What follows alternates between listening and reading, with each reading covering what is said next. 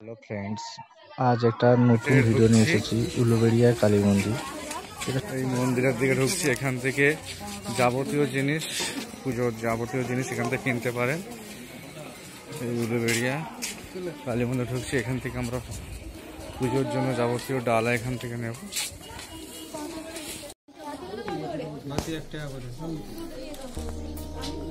তাহলে একটা 35 টাকা করে দিন, আর বাকিগুলো যেমন বলছে অন করে দিন। তিনটে হয় আমার। এখানে আমরা ঢুকবো।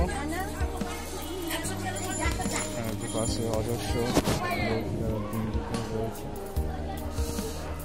এই উলুবেড়িয়া কালী মন্দির, এখানে আমরা এই উলুবেড়িয়া কালী মন্দির বন্ধুরা দেখেছি।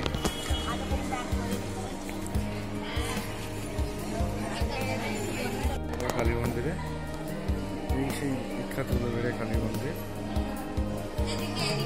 এখানে আমরা দেখতে পাচ্ছি খুব দারুণ সাজানো আছে। এখান থেকে আমরা যদি এই উলুবেড়িয়া কালী মন্দির থেকে একটু ঘুরি, এখানে দুর্গা মন্দির বন্ধুরা। আমরা উলুবেড়িয়া কালী মন্দিরে রয়েছে এই সেই বিখ্যাত উলুবেড়িয়া কালী মন্দির বন্ধুরা। ওখানে আমরা রয়েছি, দেখতে পাচ্ছি কত সুন্দরভাবে সাজানো গুছানো রয়েছে। মন্দিরটা যদি ছবি দেখি, বিভিন্ন রকম দোয়া রয়েছে মন্দিরের। দেখতে পাচ্ছি সিংহরূপী, কত সুন্দর।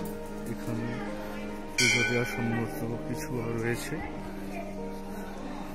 দেখতে পাচ্ছি। এখানে দেখতে পাচ্ছি ভগবান বিষ্ণু, মা লক্ষ্মী রয়েছে, উপরে বাবা ব্রহ্মা রয়েছে। খুব সুন্দর লাগছে জায়গাটা সত্যি।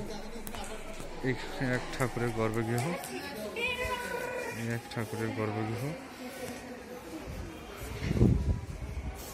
আমরা যদি দেখি খুব সুন্দর লাগছে, খুব সুন্দর। প্রান্তরটা খুবই সুন্দর। এখানে অনেকে বসে সময় কাটাতে পারে।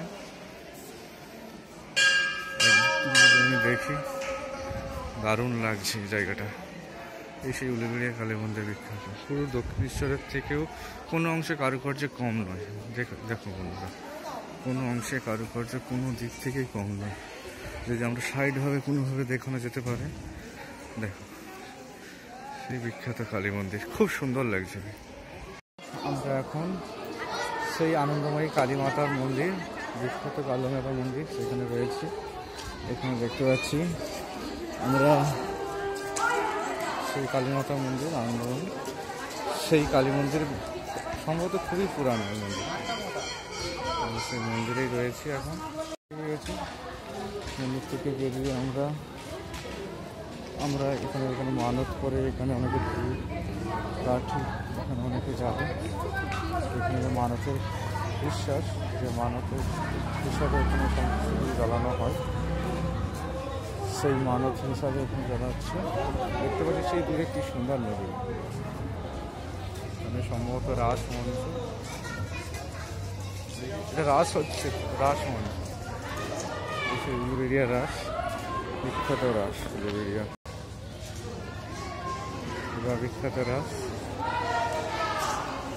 জায়গাটা খুব সুন্দর বন্ধুরা, অপূর্ব। না দেখলে বোঝানো যাবে না যে এই একটা কি সুন্দর, যে একটা সুন্দর একটা জায়গা, যে একটা দর্শনীয় স্থান, তীর্থস্থান, সেখানটা কতটা আনন্দ, কতটা তৃপ্তি পাওয়া যায়। এখানটা না এলে সেই বন্ধুদের সাথে বোঝানো যাবে না বন্ধুরা। আমরা সেই মন্দির চত্বর থেকে পুজো দেওয়া কমপ্লিট হয়ে গেছে। এবার অলরেডি আমরা মন্দির থেকে সেই গঙ্গার পাড়ের দিকে একটু চলেছি। দেখুন কত রকম জিনিস বিক্রি হচ্ছে। এখান থেকে আপনি পছন্দসই আপনার যে কোনো জিনিস আপনি কিনতে পারেন, বাড়ির জন্য নিয়ে যেতে পারেন।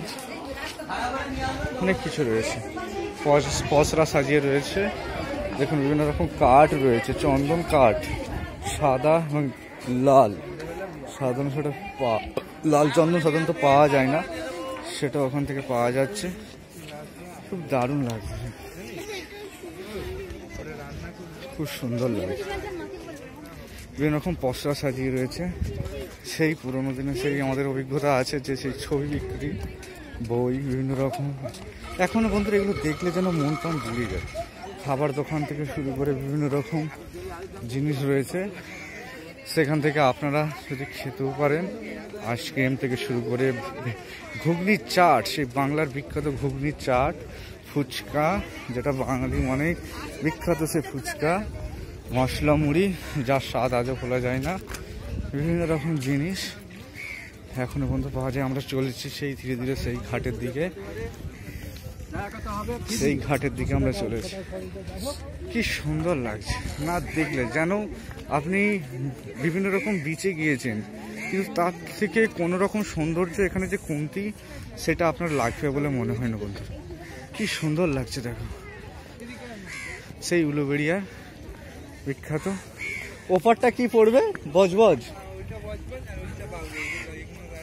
ও এইগুলো সেই বাউরিয়া এবং এইগুলো সেই বজবজের বিখ্যাত শিল্পাঞ্চল। আমরা হাঁটতে হাঁটতে চলে এসেছি।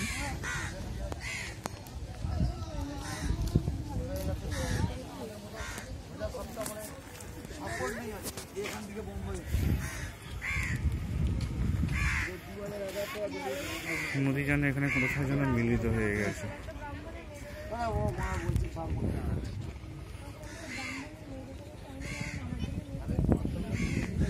জল নেওয়া হবে কি? মাথায় জল দেবে? জলের বোতল তো আনা মানে নিয়েছি। জলের বোতল একটা তো আনতে বলেছিল।